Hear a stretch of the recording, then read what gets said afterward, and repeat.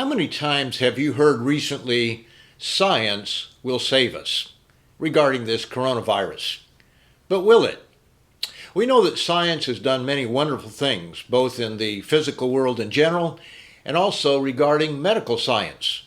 We have smallpox and measles. Smallpox has been virtually eliminated in the world, and measles has been greatly suppressed, no doubt about it. And polio. I remember as a child how polio was a very big deal.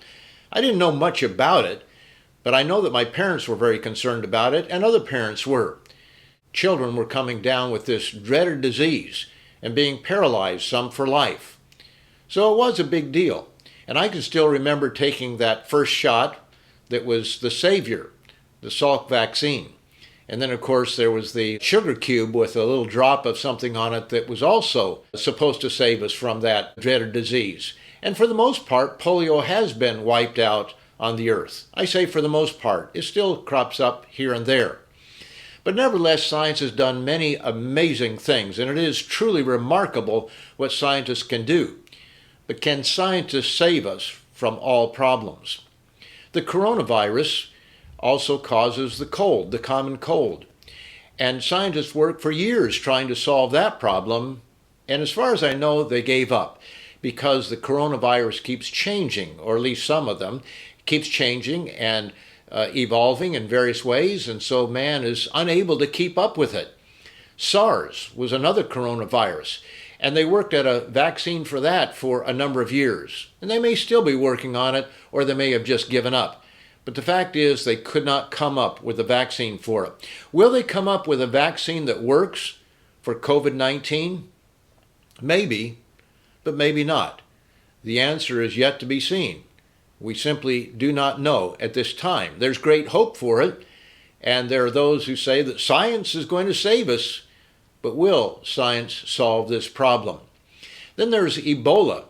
As far as I know, there's no vaccine for that, and it keeps cropping up from time to time. What about the first politically correct disease, which is HIV? Have we been able to come up with a vaccine for HIV? The answer is no. It keeps evolving too quickly. Nevertheless, we have treatments for it, but who wants to go on various drugs, cocktail of drugs, for the rest of his life with the various side effects, some which are very unpleasant? Is science the answer, or is there a better way? All of these diseases could be prevented and should be prevented, and then we wouldn't have to worry about solving the problem afterward. For example, HIV is a result of poor choices by human beings, for the most part. We know that transfusions, and there are certain things that can happen that way, but basically this is a sexually transmitted disease. That's how it began, and it can be solved by changing human behavior. But are we willing to do that? The answer is apparently not. The flu virus is not something that just happens out of nowhere. There's a cause for it. And as I read in a July 2003 Popular Science article recently on one of these videos, it said the fact that both SARS and most flu viruses originated in southern China is no surprise, says virologist Michael Ley, who believes that the region's social customs of catching and eating wild game expose people to animal viruses. Now, it's not just any wild game that causes these things. When you look at the facts, when you look at what animals have been involved in this, they virtually all come under the category of what was described in the Bible as unclean, unfit for human consumption, and I've brought that out in previous videos. Instead of stopping behaviors, whether it be what we eat or sexual behaviors, instead of stopping those things that cause disease, we treat the effects, and the effects often have terrible side effects.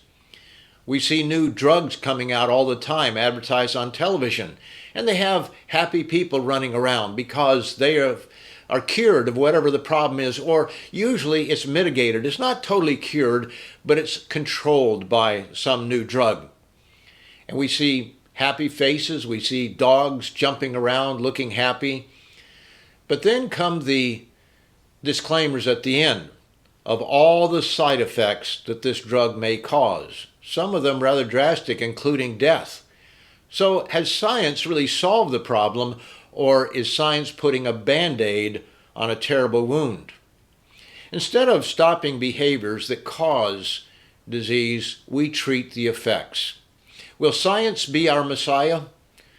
In spite of all the wonderful things that science has done for us, science is not our Messiah. There's another approach, but people refuse to take it.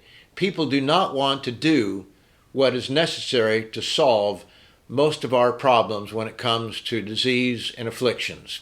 Let me read from the book that everybody wants to reject. Even religious people who claim that they follow this book reject these laws that God has given to us to prevent these things. And they continue with behaviors, whether it be sexual behaviors before marriage, as an example, and sexual diseases are the result in too many cases, or whether it be what we eat. They reject these things that the Bible tells us would solve a lot of the problems. But let me read from it anyway. In Deuteronomy, the 30th chapter, beginning in verse 15, it says, "I have set before you today life and good, death and evil. And then I command you today to love the Lord your God, to walk in his ways and to keep his commandments, his statutes and his judgments, that you may live and multiply. But if your heart turns away, so that you do not hear, and are drawn away and worship other gods and serve them, even the gods of science." And yes, for many, science is a god. I'm not against science. Good science is good for mankind. But nevertheless, it is not the Messiah that so many think it is. "And worship other gods and serve them. I call heaven and earth as witnesses today against you, that I've set before you life and death, blessings and cursings. Therefore, God says, choose life, that both you and your descendants may live, that you may love the Lord your God, that you may obey his voice." Notice, obey his voice, "and that you may cling to him, for he is your life and the length of your days." Science is not the Messiah. God is. Remember to subscribe to this YouTube channel so you don't miss any of these updates. This is Gerald Weston for Tomorrow's World, April the 29th, 2020. Have a wonderful day.